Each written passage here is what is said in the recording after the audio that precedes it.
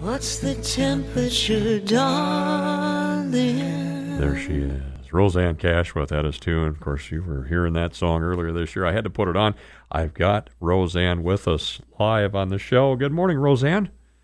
Good morning. Thanks for having me on. Well, I'll tell you what, we've been playing your music for over 30 years. I think it's high time we have you as a guest on the show. Yeah, what took you so long to invite me on? Well, I've been kind of busy here, you know, trying to find your phone number here for the past couple of years. But anyway, I got it now. Say, I want to point out to the audience, if we lose Rosanne, she's in a kind of an isolated area down. Where are you at, in Alabama? I'm in just outside Florence, Alabama. Yeah, so the cell service is not fantastic. If I lose you, just know I didn't hang up on you. All right, so be aware of that. If we lose, we can always reconnect. So if we lose Rosanne, she's in an area down in Alabama. You're still living in New York, though, right? I do. I'm down here in Alabama with several girlfriends, and we're visiting a mutual friend and just playing and having fun. But yeah, I live in New York. All right, folks, tell you what, we'll talk about lots of things here with Rosanne. You've been enjoying her music for decades. Nashville Songwriters Hall of Fame artist. Let me do an official introduction here. Coming to Sioux Falls to perform her 2015 three-time Grammy-winning and Americana Album of the Year, The River and the Thread. This Friday night, the concert will also feature songs from her 2009 Album of the Year, The List. And she arrives fresh from 3 sellout shows at the Country Music Hall of Fame and Museum. A show people should not miss this Friday night, Washington Pavilion.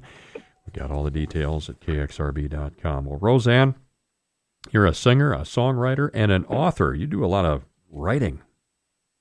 Yeah, I did. I wrote my memoir. That was out in 2010, but I write a lot of prose. I've written several essays kind of around this album, actually, about places in the South, an article about Tennessee for the Oxford American, and a new one that's in the United Airlines magazine about my dad's boyhood home in Dyess, Arkansas.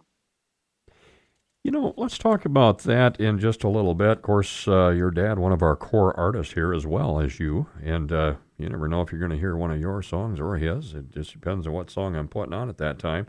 Your album, River and the Thread, what a great piece of work. That thing won 3 Grammys earlier this year, back in February.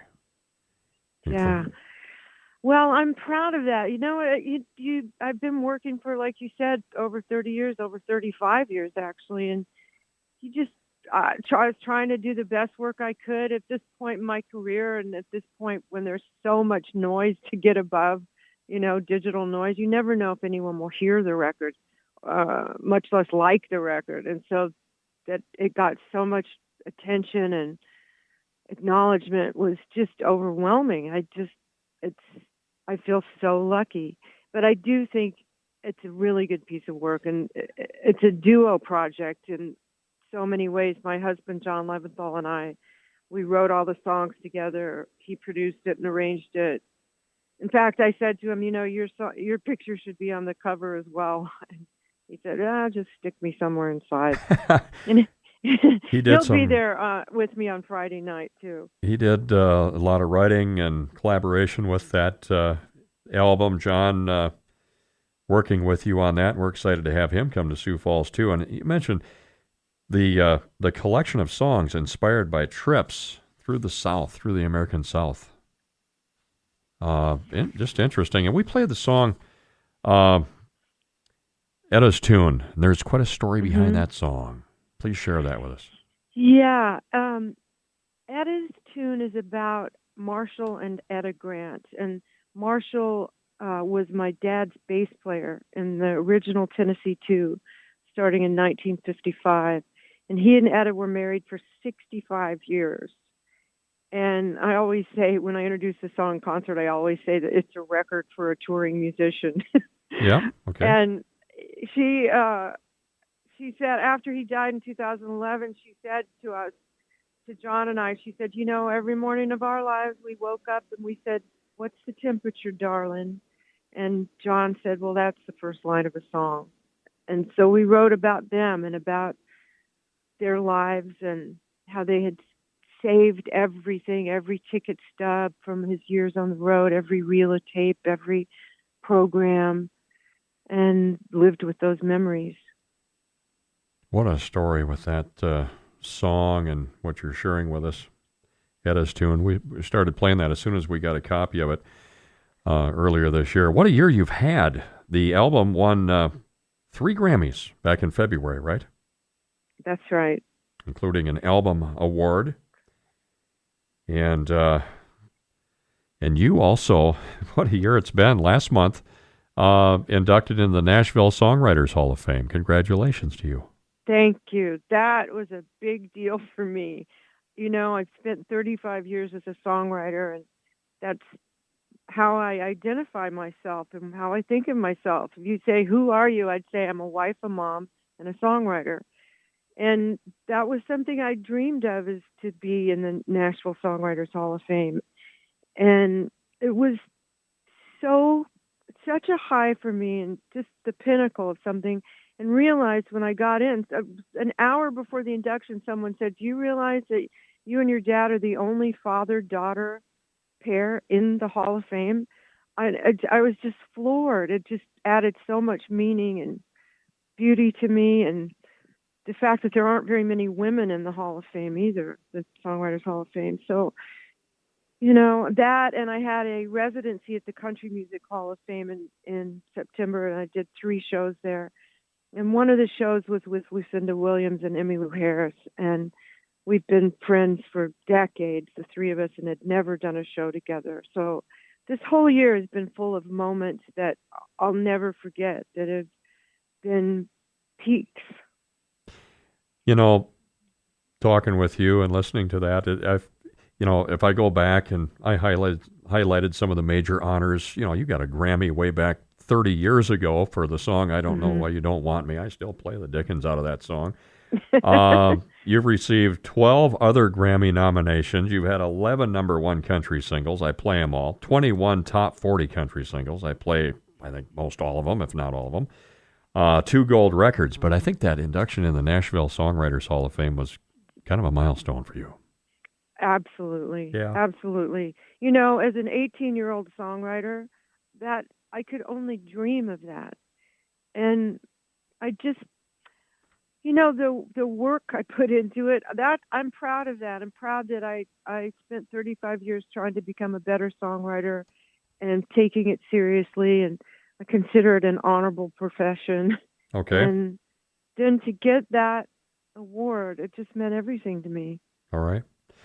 Boy, I got 100 things I want to talk about with you, Rosanne, but I got to highlight just a couple things here. You mentioned the album, The Journey Through the South.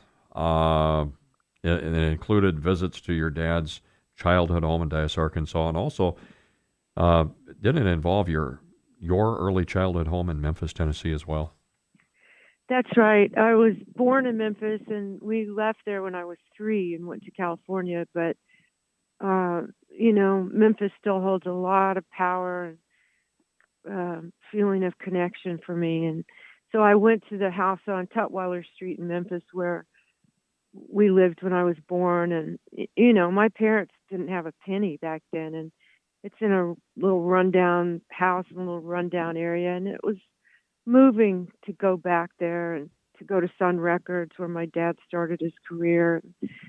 Then to go deep into Mississippi to all of the sites where the great blues musicians came from, you know, Howlin' Wolf and B.B. King and Pop Staples, and just... Do you love blues music? I do. I do too. I just love it. That's great. Love it. Love it. Country music goes a lot to the blues, you know.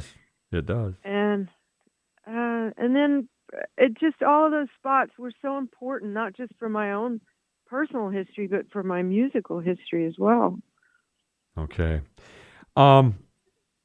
Also, the talking about where you lived, where you were born, and then you moved to California. Let's talk about Nashville. You left Nashville, early 90s, about 25 years ago, I believe, and moved to New York, and you're still there, last I heard. Yeah. I left Nashville in 91. I love going back there now, and the 3 of my daughters live in Nashville, so I go back often. And but I just don't I don't want to live there. I don't want to live in a company town. You love New York. I do love New York. I love the energy. I love the anonymity I have. I think having anonymity is really important for a writer. And I love my community of friends, musicians and writers. And I married a native New Yorker, so there's that. All right. You continue to write and record and so on there. Something else, let's get to know Rosanne Cash a little bit. You know her music, but what about, you mentioned wife, a mom. You're a frequent guest teacher at the English and songwriting programs at various colleges and universities. You've been associated with Children Incorporated for more than 25 years, sponsoring many children. Mm-hmm. So your personal life involves some help for children. Yeah, I'm drawn to charities and organizations that have to do with children. I've been, like you said, I've been sponsoring children through Children Incorporated for, almost 30 years now. And they're a great grassroots organization in Richmond, Virginia, and other organizations that deal with education and children in poverty.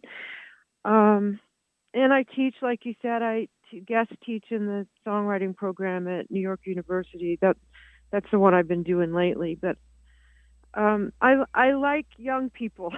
Okay. And I have 5 kids, and I'm really inspired by kids and young people. And teaching songwriting, I learn a lot. Okay. I got to talk about your dad for just a bit. He's, as I mentioned earlier, one of our core artists. I mean, we played his stuff when we came on in 1969. I mean, we was at the height of, we were playing all the current songs from then, and I played Orange Blossom Special earlier this morning. I mean, it just comes up regularly here. You hosted the first and second, I believe, annual Johnny Cash Music Festivals back in 2011 and 2012. So you've been working with that stuff, tribute to your dad. Well, the truth is I really avoid these tributes and tribute records and plays and shows and movies. I just feel like that's other people's projects, and I've got my own life, and I don't need to help my dad become more famous. But this project in Dyess, Arkansas is really close to my heart, because I think that of all the things my dad would have loved this, that they purchased his boyhood home, they've restored it, they're creating a music heritage site, and now restoring the entire New Deal era colony where the house is. And it's a really beautiful and powerful thing, and like you said, I've been involved with them from the beginning. So it's a project to restore that childhood home. It's a project that you worked. Okay. Yes. All right. And it's great. restored now and actually open for visitors. And we've talked about that too. So when that happened, when it became open, we reported that here on the air. Oh, really? Oh, fantastic. Yeah. So, hey, Rosanne, I won't keep you. I could talk to you all day long. I want to talk to you more about your music, your songs. I'd like to take song by song and talk about the stories behind them all, but we're out of time. And we're excited to have you come to Sioux Falls Friday night. What in store for? They're going to get a lot of the music off the album River and the Thread?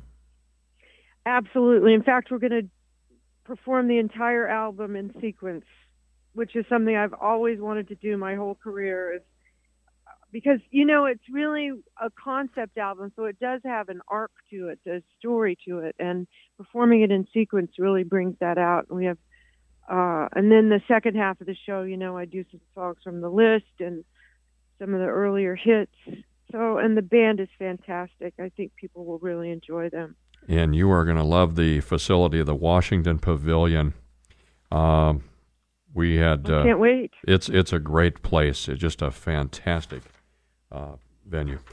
Rosanne, I'm going to let you go. I thank you so much for giving me your time this morning. It's been my honor. Well, thank you for having me on, and I really look forward to seeing all the folks in Sioux Falls. All right. We welcome you to Sioux Falls, and thank you for all the great music and all the great work through many, many years. Well, thank you very much. Travel safely. Rosanne, we'll see you Friday. All right. See you Friday. Rosanne Cash. What a great interview with us live here on the show this morning.